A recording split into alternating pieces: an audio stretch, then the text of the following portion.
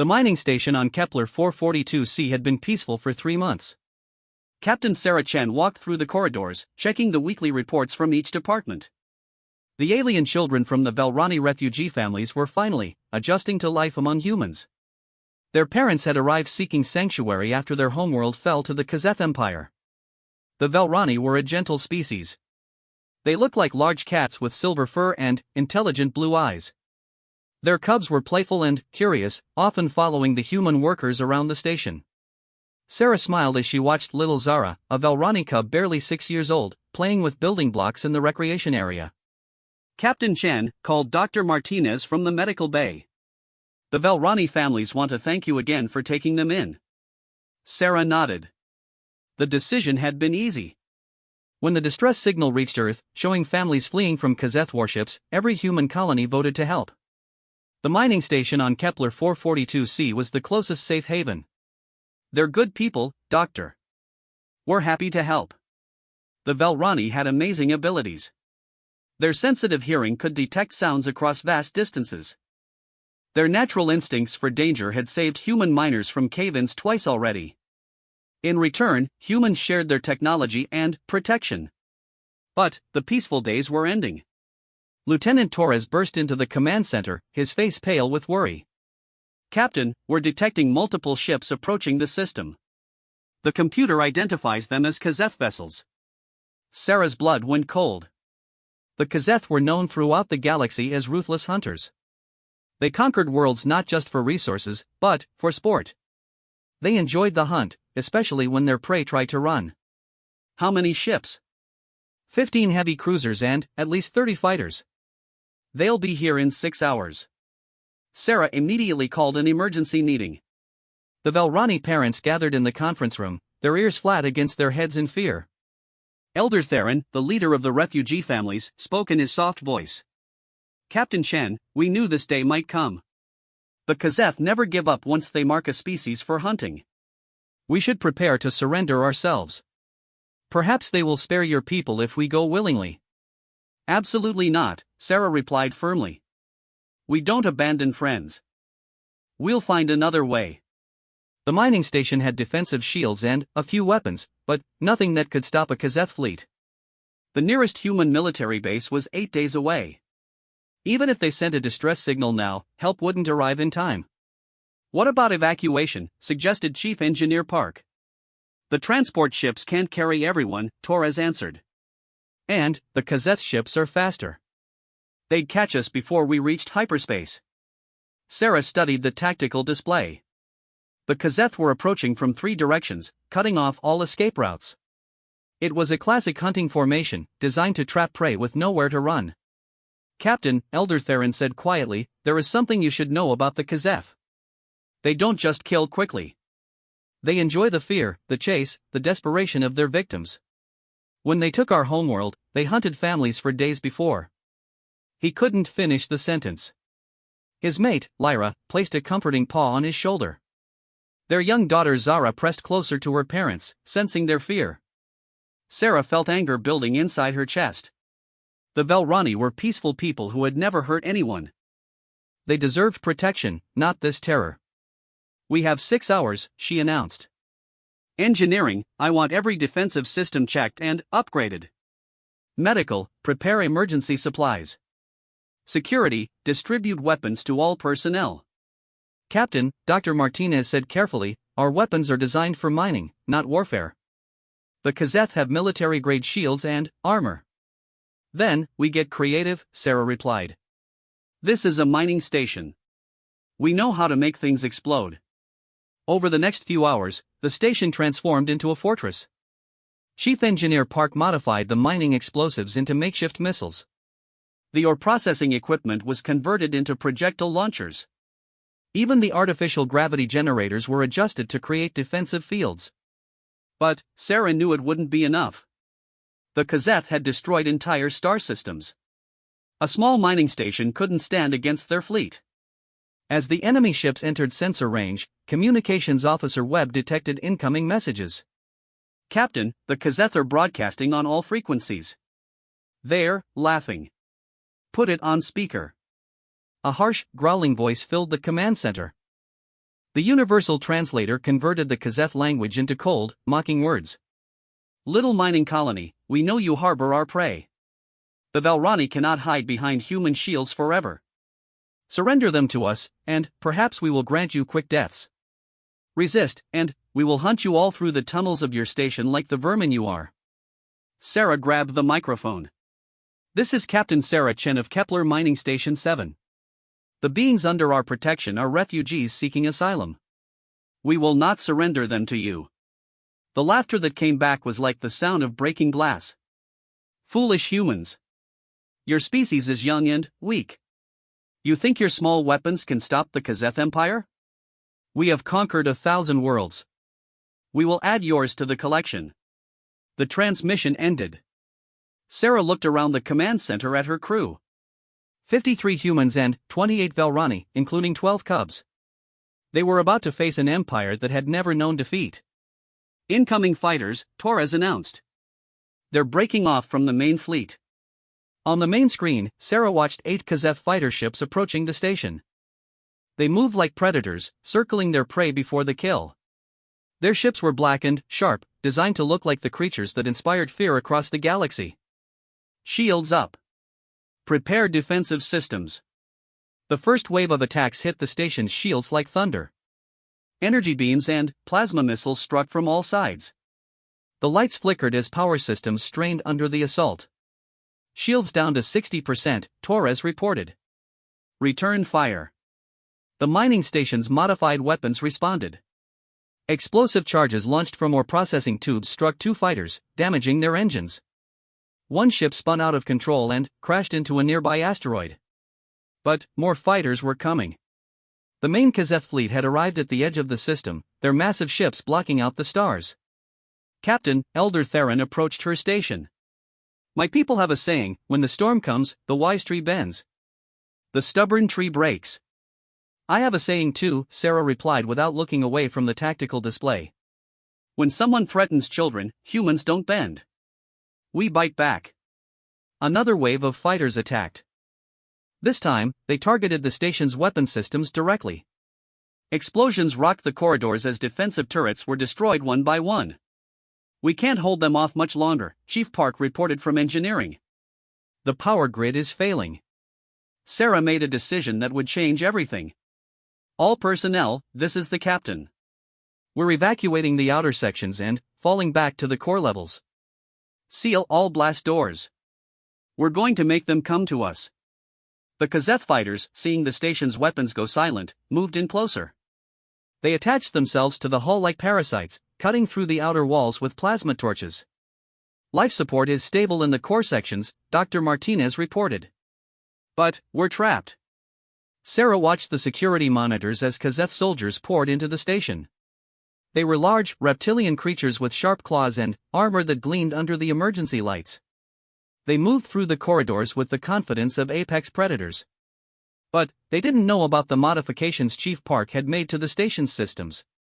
As the first group of Kazeth soldiers reached the residential section, Sarah activated the trap. The mining explosives hidden in the walls detonated simultaneously. The entire outer ring of the station collapsed inward, crushing a dozen Kazeth soldiers and sealing off their escape route. The surviving Kazeth troops found themselves trapped in a maze of twisted metal and debris. Their confident advance had become a desperate fight for survival. Phase 1 complete, Sarah announced over the internal communications. Now we show them what happens when you hunt human friends. But the victory was temporary. The Kazeth fleet commander had watched his soldiers disappear into the station. Now he was angry. The massive ships moved closer, their weapons charging for a devastating attack. Captain Webb called out an alarm, they're targeting the core sections directly. If they fire those main guns, the whole station will be vaporized, Sarah finished. She looked at the Valrani families huddled in the emergency shelters. The cubs were trying to be brave, but their ears were flat with fear. Little Zara broke away from her parents and approached Sarah. In her small paws, she held a datapad showing a drawing she had made. It showed humans and Valrani standing together, protecting each other. Captain Chan, she said in her tiny voice, are the bad creatures going to hurt us?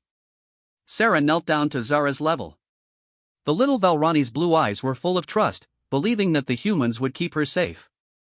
Around them, both human and Velrani adults watched the exchange. "Not if I can help it, little one," Sarah said softly. "Humans protect their friends. Always." But, even as she spoke, the Kazeth fleet was positioning for the final attack. Their main weapons were powering up, preparing to turn the mining station into cosmic dust. The hunt was about to begin in earnest. And Sarah Chen was running out of tricks to keep her people alive. The main Kazeth fleet held their position just outside the asteroid field. Their commander, War Leader Vextar, studied the tactical display with growing irritation. The humans had destroyed an entire section of their own station to kill his advance team. Such desperation was interesting. "Commander," his tactical officer reported, "the remaining human defenders have retreated to the central core. We detect 47 humans and 28 Velrani, including juveniles." Vextar's scaled lips curled into what might have been a smile. The Kazeth had hunted across the galaxy for centuries. They had learned to read the patterns of prey behavior. Desperate creatures always made the same mistakes. "They hope to make us come to them," he said to his bridge crew. "Force us into close combat where their mining tools might be effective." Primitive thinking. The war leader had earned his rank by understanding the psychology of the hunt. Humans were a young species, barely out of their home system. They had no experience with true predators like the Kazeth Empire. "Shall we obliterate the station, Commander?" "Not yet," Vextar replied. "That would be wasteful. The Velrani refugees are valuable prey. Their homeworld provided excellent hunting for weeks before we conquered it completely. We will take them alive, along with any humans who survive." He activated the ship's communication system. "Human Captain, this is War Leader Vextar of the Kazeth 3rd Hunting Fleet.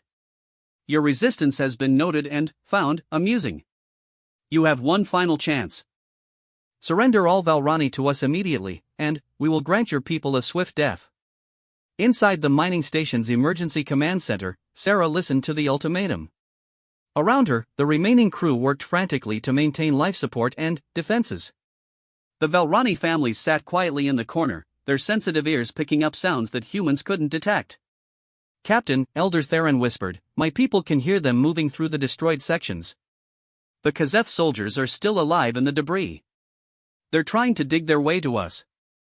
Sarah nodded grimly. The explosive trap had bought them time, but not victory. The Kazeth were known for their ability to survive in hostile environments. A few tons of twisted metal wouldn't stop them for long. "Torres, what's our tactical situation?" "Not good, Captain. We have emergency power to 3 sections. The medical bay is secure, but our weapons are completely offline. If they breach the inner blast doors..." "They won't," Sarah said with more confidence than she felt. "Chief Park, tell me you have something creative ready." The engineer looked up from his tablet, sweat beading on his forehead. "I've been working on modifications to the atmospheric recycling system. If I can reverse the airflow and pump in methane gas from the mining operations." "You want to gas them?" "Better than that, Captain. Methane is highly explosive. One spark and the entire section becomes a bomb." "But..." Park hesitated. "But what?" "The explosion would probably crack the hull of our section too. We might survive, but the station would be crippled. No power, no life support, no communications." Sarah weighed their options. They could surrender the Velrani and hope the Kazeth kept their word about quick deaths. They could fight and likely die. Or they could gamble everything on Park's desperate plan. Before she could decide, young Zara approached her again. The Velrani cub was carrying something in her small paws. "Captain Chen, my mama says I should give this to you." Zara handed Sarah a small crystal pendant. It was beautiful, glowing with soft blue light from within. "It's a memory stone," Lyra explained, coming over with tears in her eyes. "Our people use them to record important moments. This one contains the story of our homeworld before the Kazeth came. Our children, our festivals, our peaceful ways." Elder Theron joined them. "If we don't survive this, at least something of our people will remain. The humans have shown us more kindness than we have known in years. We want you to have it." Sarah felt a lump form in her throat. The Velrani were giving her their most precious possession, asking her to preserve their memory even if they all died. No, she said firmly. You're going to survive this. You're going to tell those stories to your grandchildren. The command center shook as another explosion echoed through the station. The Kazeth soldiers had broken through another barrier. Captain, Dr. Martinez called from the medical station. I'm detecting movement in the air ducts above the residential section. They're trying to flank us. Sarah made her decision. Chief Park, prep your methane bomb. Torres, seal all blast doors and prepare for decompression. Everyone else, get to the emergency shelters. What about you, Captain? Torres asked. I'm going to buy us some time. Sarah grabbed a plasma torch from the emergency supplies and headed for the main corridor. The blast door leading to the residential section was already showing stress fractures from the Kazeth attempts to break through. As she waited, Sarah thought about her childhood on Earth. Her grandmother had told her stories about the old days, when humans had to fight to protect their tribes from wild animals. Back then, humans had learned that sometimes you had to stand your ground, even against creatures bigger and stronger than you were. The blast door exploded inward. 3 Kazeth soldiers stepped through the smoking debris, their reptilian faces scanning for threats. They were each nearly 8 feet tall, covered in natural armor plating and carrying energy weapons that could cut through steel. Sarah stepped out from behind her cover, plasma torch in hand. The lead Kazeth saw her and made a sound that might have been laughter. To them, she must have looked pathetic, a small human female with a mining tool, trying to stand against warriors who had conquered star systems. Little human, the Kazeth soldier said in broken English, where are the Velrani cubs?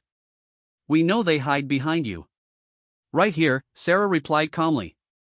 The Kazeth looked confused. They had expected her to run or beg for mercy. Instead, she stood in the middle of the corridor, blocking their path to the residential sections. You will move, or we will move you, the soldier growled. Sarah raised her plasma torch. The tool was designed for cutting through rock, but it would work just fine on Kazeth armor. Come and try. The lead soldier charged. Sarah had expected this. Kazeth tactics relied on intimidation and brute force. They weren't used to prey that fought back. She dodged to the side and swept the plasma torch across the soldier's leg joints. The beam cut through the gaps in his armor, and he crashed to the floor with a roar of pain and surprise. The second soldier fired his energy weapon. Sarah rolled behind a support beam as the blast scorched the wall where she had been standing. The heat was intense, but she had worked around mining equipment her whole life. While the soldier recharged his weapon, Sarah popped up and struck with the torch. This time she aimed for his weapon hand. The Kazeth screamed as the plasma beam severed his fingers. But the third soldier was smarter. Instead of charging, he activated a communication device. War leader, the human female is more dangerous than expected. Requesting additional troops. Sarah heard the transmission and knew her time was running out. Soon, dozens of Kazeth soldiers would pour through the breach. Her little stand wouldn't matter. Then, she heard something that changed everything. A low, rumbling growl echoed through the corridor behind her. Sarah turned to see Elder Theron and 3 other adult Velrani emerging from the residential section. Their usually soft fur was standing on end, making them look twice their normal size.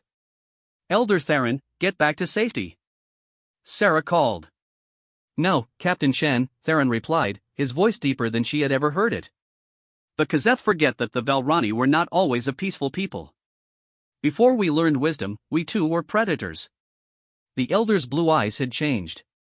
They now glowed with an inner fire that made the Kazeth soldier step backward. His claws, usually kept carefully trimmed, had extended to their full length. You want our cubs? Theron addressed the Kazeth directly. Then, you will have to go through us all. What happened next would become legend in both human and Velrani history. The adult Velrani moved like liquid shadow. Their ancestors had evolved on a world of constant danger, where only the fastest and smartest survived. Centuries of peaceful living had not erased those instincts, only hidden them. Theron leaped over Sarah's head and landed on the third Kazeth soldier. His claws found the gaps in the armor with surgical precision. The soldier's weapon went flying as they crashed to the ground. The other Velrani adults spread out, flanking the remaining Kazeth. They moved without sound, communicating through ear positions and subtle gestures that Sarah couldn't follow. The wounded Kazeth soldiers tried to retreat, but found their path blocked. For the first time in their military careers, they were the ones being hunted. Impossible, one soldier gasped as Lyra pinned him to the wall. Velrani are weak. Passive. We have hunted your kind for years. You have hunted refugees, Lyra replied quietly. Families separated from their protectors. You have never faced Velrani who had something to fight for. The soldier looked into her glowing eyes and saw his death reflected there. But their victory was short-lived. Through the breached blast door, Sarah could hear the sound of marching feet. Many feet. The Kazeth were sending reinforcements. Chief Park, she called over her communicator, please tell me your bomb is ready. Almost, Captain. But I need 2 more minutes to finish the setup. 2 minutes might as well have been 2 hours. The Kazeth reinforcements were already visible through the smoke, advancing in formation with heavy weapons. Sarah looked at the Velrani adults, who had just discovered they could fight back against their tormentors. She thought of the cubs hiding in the emergency shelters, trusting her to keep them safe. Then, she thought of her grandmother's stories. Sometimes, humans had to do impossible things to protect what they loved. Sarah Chan, mining station captain, picked up the fallen Kazeth energy weapon and stepped forward to meet an empire. The predators had closed in. But the human wasn't finished fighting yet. War leader Vextar watched the tactical display with growing unease. His advanced squad had gone silent after reporting resistance from the human female. Now his reinforcement team was requesting heavy assault equipment. What is the situation planetside? He demanded. Sir, the Velrani refugees are fighting back. Our soldiers report that the adults have somehow overcome their natural passivity. They are displaying combat capabilities we have never observed in the species. Vextar's claws clicked against his command chair. In 300 years of conquest, the Kazeth had never encountered Velrani resistance. The species was catalogued as docile prey, suitable only for sport hunting. How many of our troops have been lost? 12 confirmed casualties, sir. The humans are using modified mining equipment as weapons, and the Velrani are employing natural combat techniques unknown to our tactical databases. This was unprecedented. Vextar had built his reputation on quick, efficient hunts. Prey species were supposed to run or surrender, not organize effective resistance. Deploy assault mechs, he ordered. Enough games. Breach their defensive positions and capture the survivors for proper hunting. Inside the mining station, Sarah was discovering that Kazeth weapons were designed for creatures much larger than humans. The energy rifle she had claimed was almost too heavy to carry, but its firepower was impressive. A single shot could punch through reinforced mining equipment. She crouched behind a barricade made from overturned tables and equipment containers. Beside her, Elder Theron was tending to a wounded Velrani adult who had taken an energy blast to the shoulder. How many more reinforcements do they have? She asked Torres over her communicator. Sensors show at least 40 more Kazeth soldiers moving through the outer sections. But, Captain, there's something else. They're bringing in heavy equipment. Sarah heard the sound before she saw it, a mechanical whining that vibrated through the floor plates.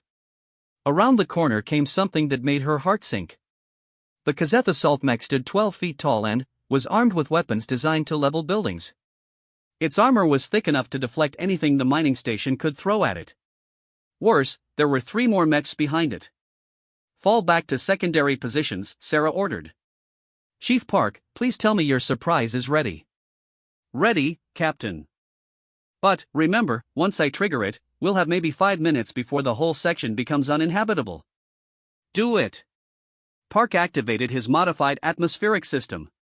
Methane gas began flooding the areas where the Kazeth forces were advancing. The gas was invisible and odorless to most species, but the Velrani adults immediately detected it. Captain, Theron warned, the air is becoming dangerous. My people can smell the explosive compounds. Everyone to emergency breathing apparatus, Sarah ordered. This is going to be close. The first assault mech rounded the corner, its weapons targeting the barricade where the defenders were positioned. The pilot's voice echoed through external speakers. Surrender now, and your deaths will be swift. Continue to resist, and we will hunt you through the corridors until you beg for mercy. Sarah waited until all 4 mechs had entered the methane-filled corridor. Then, she fired the Kazeth energy rifle at the nearest wall panel. The explosion was magnificent. The methane ignited in a chain reaction that raced through the entire section. The assault mechs, designed to withstand weapons fire, were not prepared for a fuel-air explosion that hit them from all sides at once. 2 mechs were thrown backwards into their supporting infantry. The third lost power as its systems overloaded.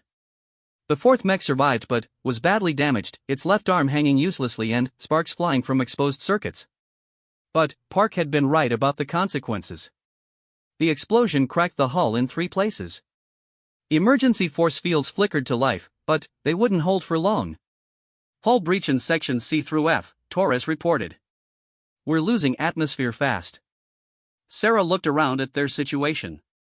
They had stopped the first major assault, but the station was dying around them.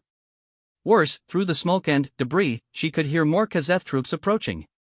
Captain, Dr. Martinez called from the medical station, I've got wounded here. 3 humans and 2 Valrani. They need immediate attention. And, I've got more bad news, Webb added. The Kazeth fleet is moving closer. They're probably planning to board us directly. Sarah felt the weight of command pressing down on her. Every decision she made affected the lives of 78 beings who trusted her to keep them safe. The Valrani cubs were still hiding in the emergency shelters, probably terrified by the explosions and weapon fire. That's when little Zara surprised everyone. The Valrani cub somehow slipped away from her parents and appeared in the command center. Her blue eyes were wide with fear, but she was carrying something in her small paws. Captain Chen, she said in her tiny voice, I brought you something that might help. In her paws was a small device that Sarah didn't recognize. It looked like a combination of Valrani crystal technology and human electronics. What is it, little one? It's a communication amplifier, Elder Theron explained, hurrying over to retrieve his daughter. Zara has been working on it with your chief engineer. She said she wanted to help fight the bad creatures. Park emerged from behind a damaged console, his face streaked with soot but showing excitement. Captain, the little lady here is a genius. She figured out how to combine their biocrystal technology with our communication systems. We could broadcast a distress signal that would reach human space in minutes, not days. Sarah knelt down to Zara's level. You made this to help us? The cub nodded solemnly. My papa says humans protect their friends. I want to protect my friends too. Before Sarah could respond, another explosion shook the station. This time it came from the docking bay level. The Kazeth were cutting through the hull directly. Captain, Torres called urgently, massive breach in the lower levels. They're boarding us with at least 100 troops.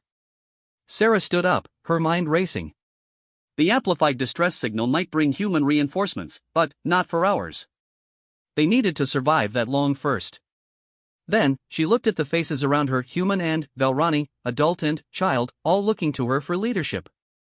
They had already achieved something impossible. A small mining station had held off a Kazeth hunting fleet for hours. Humans and Valrani had fought side by side against an empire that had never known defeat. Torres, activate the signal. Send it to every human colony, every military base, every ship in range. Tell them that Kepler Mining Station 7 is under attack by Kazeth forces. Tell them we have civilians aboard, including children. Captain, even if they receive the message immediately, the closest help is hours away. Then, we hold for hours, Sarah replied simply. Chief Park, what other surprises can you cook up? The ore processing plant is still functional. We could turn it into a mass driver, launch chunks of refined metal at their ships. Do it. Dr. Martinez, can you move the wounded to the most secure section? Already working on it, Captain.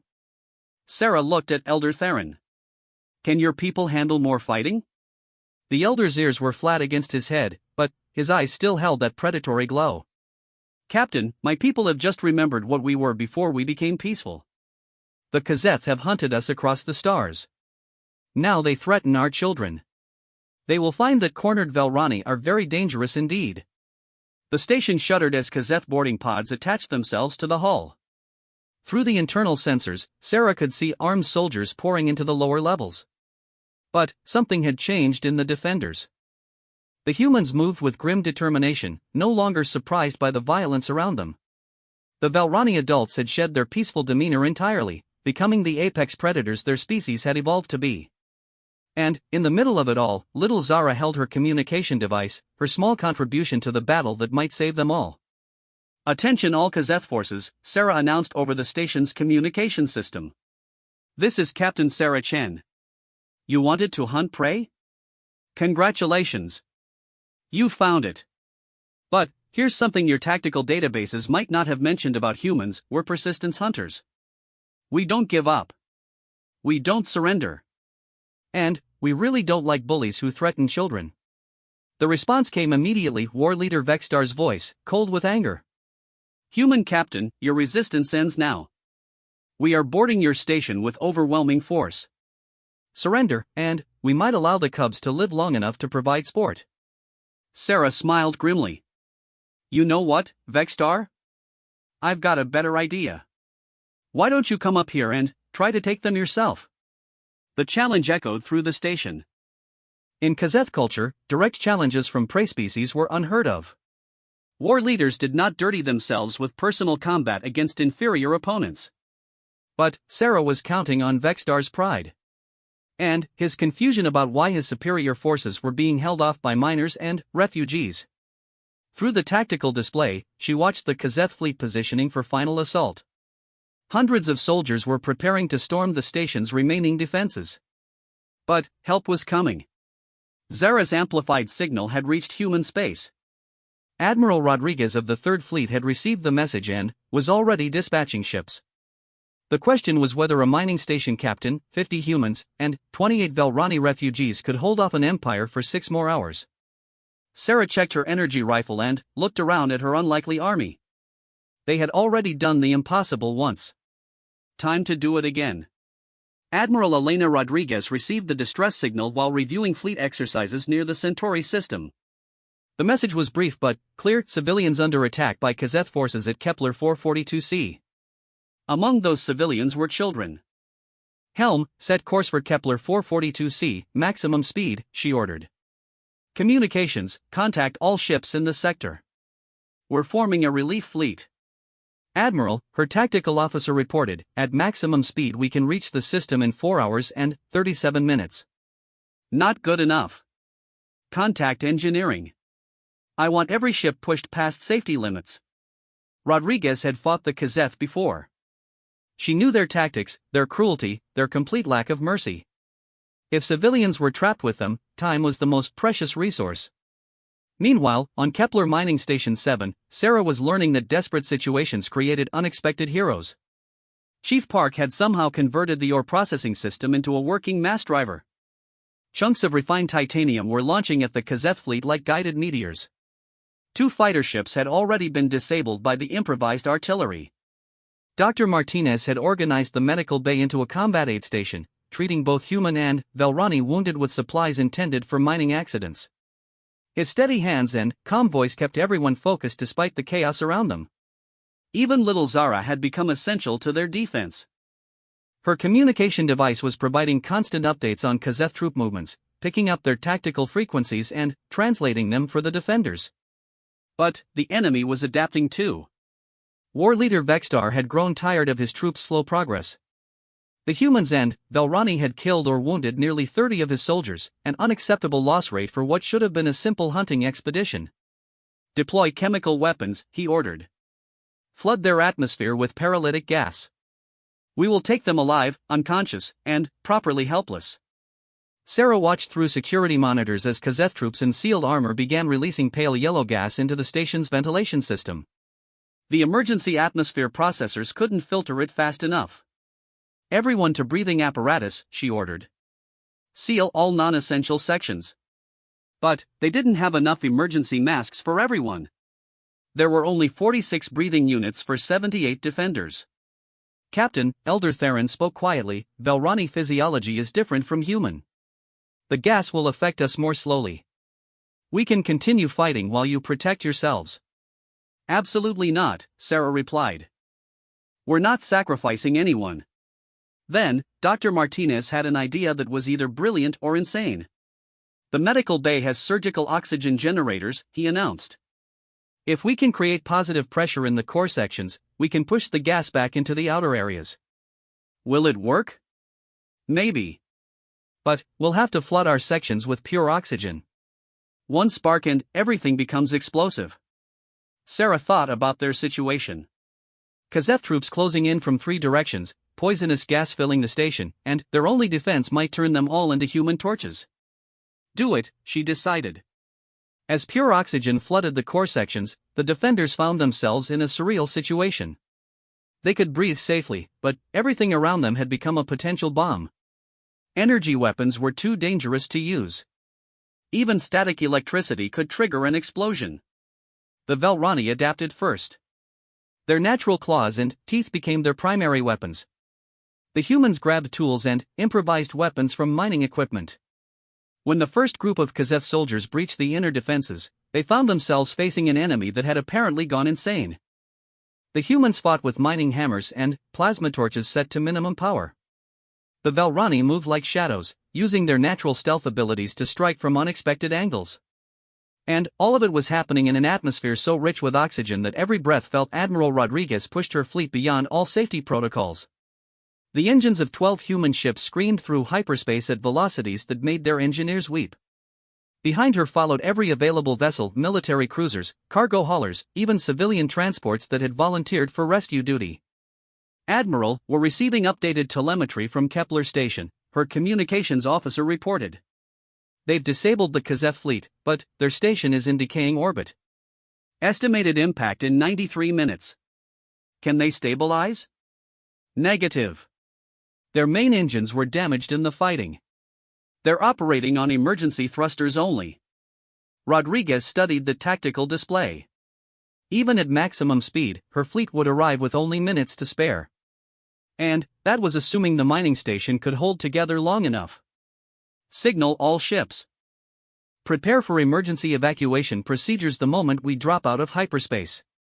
On Kepler Mining Station 7, Sarah was discovering that victory could be just as dangerous as defeat. The station groaned around them as gravitational forces pulled it toward the massive asteroid below. Emergency lighting cast everything in red shadows, and the deck plates vibrated constantly with structural stress. Hull integrity down to 40%, Torres reported. We're losing atmosphere in 6 sections. Life support? Functioning, but barely. The oxygen generators are working overtime to replace what we're losing through microfractures. Sarah looked around the emergency command center.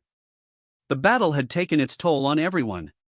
Chief Park was nursing a broken arm from the mass driver's recoil. Dr. Martinez was exhausted from treating wounded. Even the Velrani adults showed signs of fatigue, their fur matted with sweat and their ears drooping. But the cubs were safe. That's what mattered most. Little Zara approached Sarah one more time, her communication device still clutched in her small paws. Captain Chan, I'm picking up new signals. Different from the Kazeth. They sound friendly. Sarah took the device and listened. The transmission was in human standard, but with a military encryption she recognized. This is Admiral Rodriguez of the human Third Fleet to Kepler Mining Station 7. We are 47 minutes out. Hold on. Help is coming. A cheer went up from the humans in the command center. Even the exhausted Velrani managed to perk up their ears at the news. But 47 minutes was still longer than their current trajectory would allow. Torres, plot our descent path. How much time do we actually have? The lieutenant worked at his console with grim concentration. Best case scenario, assuming the structural supports hold and we don't lose any more major systems, 38 minutes until impact. Sarah felt her heart sink. They had fought impossible odds and won, only to die from the aftermath of their own victory. That's when Elder Theron surprised everyone. Captain, there is something about Velrani ships that we have not shared with you. What do you mean? Our people's technology is different from yours. We do not use metal engines and fusion cores. Our ships are grown, not built. They are alive, in a sense. Sarah stared at him. Are you telling me you have living ships? Not exactly. But, our escape pods, the ones we use to flee our homeworld, they contain biomechanical systems that can interface with other technologies. If we could modify them. Chief Park looked up from his damaged console. Elder, are you suggesting we could use your pods as external engines? It is possible. But, it would require direct neural interface from our people to guide the systems. And, the strain might be fatal to whoever attempts it. Sarah felt a familiar weight settle on her shoulders. Once again, someone was going to have to risk everything to save the others. How many pilots would you need? 3, minimum. 1 for each escape pod. But, Captain, you must understand the neural interface is not designed for the stresses we would face. The pilots would have to maintain connection while enduring forces that could destroy their minds. Before Sarah could respond, Lyra stepped forward. I will pilot 1 pod. Absolutely not, Theron protested. You have a cub to think about. That is exactly why I must do this, Lyra replied. Zara deserves to grow up free, not as a slave to the Kazeth Empire. 2 other adult Velrani volunteered immediately. Sarah realized she was witnessing something extraordinary, people willing to sacrifice themselves not for glory or honor, but simply to protect children. How long will the modification take? 20 minutes if we work quickly, Park answered. But, Captain, even if this works, we'll only be able to change our trajectory slightly. It might buy us time, but I can't guarantee we'll avoid impact entirely. Sarah made the decision that defined her as a leader. Do it.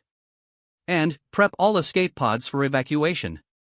If we can't save the station, we save the people. The next 20 minutes became a frantic race against time and physics. Chief Park worked with Velrani technicians to modify the escape pods.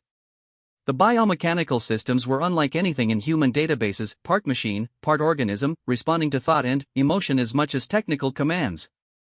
Dr. Martinez prepared the neurological interface equipment, adapting human medical technology to Velrani physiology.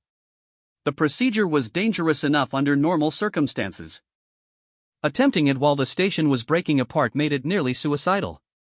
Sarah coordinated the evacuation procedures while monitoring their descent. Through the viewports, she could see the asteroid growing larger, its surface scarred with impact craters from previous collisions. Pilots are in position, Theron reported. His voice was steady, but Sarah could see the pain in his eyes. He was watching his friends prepare to die. Neural interfaces are active, Dr. Martinez announced. All 3 pilots are showing stable connections to their pods. On the main screen, Sarah watched the modified escape pods detach from the station. They were tiny compared to the massive mining facility, like gnats trying to push a mountain. But, as the Velrani pilots engaged their biomechanical engines, something miraculous happened. The pods began working in perfect synchronization. The 3 pilots, connected through their neural interfaces, were sharing thoughts and reactions at the speed of light. They moved as one organism, their bioengines creating thrust patterns that human technology could never achieve. Slowly, incredibly, the station's descent began to change. It's working, Torres shouted. Descent rate is decreasing. We're pulling away from the asteroid. But, the victory was costly. On the medical monitors, Dr. Martinez could see the pilot's vital signs fluctuating wildly. The neural strain was enormous. Lyra's neural activity is spiking dangerously, he reported. If she maintains this connection much longer. Sarah grabbed the communicator. Lyra, can you hear me? You need to disengage. The Velrani pilot's voice came back weak but determined. Not yet, Captain. We need more distance. For Zara. On the viewports, Sarah could see Admiral Rodriguez's fleet dropping out of hyperspace. 12 human ships, their hulls scarred from the emergency journey, their engines still glowing from maximum burn. But, they were still 20 minutes away, and the Velrani pilots were dying. That's when little Zara did something that saved them all. The cub had been quietly working with her communication device throughout the crisis. Now she approached Sarah with tears in her blue eyes. Captain Chen, I can help Mama. My device can share the neural load between all the Velrani on the station. We can all help guide the pods. Sarah looked at Elder Theron for confirmation. It is possible, he said quietly. Our neural networks can link across our entire community. But it would mean exposing every Valrani mind, including the cubs, to the same strain that is killing our pilots. But if we all share it, Zara said in her small voice, it won't hurt anyone as much. We can all be strong together. Sarah knelt down to the cubs level one last time. Are you sure, little one? Zara nodded solemnly. Humans protect their friends. Valrani protect their children. We're all friends here. Within minutes, every Valrani on the station was connected through Zara's modified communication network. The neural load that had been killing 3 individuals was now shared among 28 minds. The effect was immediate. The escape pods responded with new precision, their bioengines working in perfect harmony. The station's trajectory shifted decisively away from the asteroid. When Admiral Rodriguez's fleet arrived, they found Kepler Mining Station 7 in stable orbit, its hull cracked but intact. The Kazeth fleet hung dead in space, their ships disabled and their crews waiting for capture. And, in the station's emergency command center, they found Sarachan sitting with 77 survivors, humans and Valrani, adults and children, all alive because they had chosen to protect each other instead of surrendering to fear. The rescue operation took 6 hours. Every survivor was evacuated safely to the fleet's medical ships. The Valrani families were given sanctuary on New Geneva, a human colony world known for its peaceful valleys and gentle climate.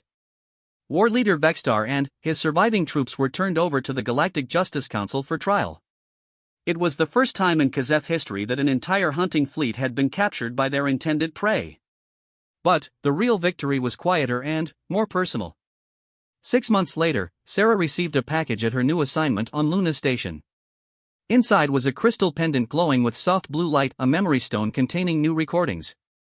The recording showed Valrani children playing in the fields of New Geneva, their laughter mixing with human children who had become their friends. It showed Elder Theron teaching human students about biomechanical engineering, sharing Valrani knowledge freely with their protectors. And it showed little Zara, now fluent in both human standard and Valrani song speak, standing before the Galactic Council as she testified about the day humans and Valrani stood together against an empire. The final image was a simple one, a handwritten note in careful human script. Thank you for teaching us that predators only win when good people refuse to fight back. From your friends on New Geneva. Sarah smiled and hung the memory stone in her office window, where its blue light could remind everyone who saw it that sometimes the smallest acts of courage could change the galaxy. The predators had closed in. But humans had growled back in defiance, and the cubs were safe. That's all that really mattered.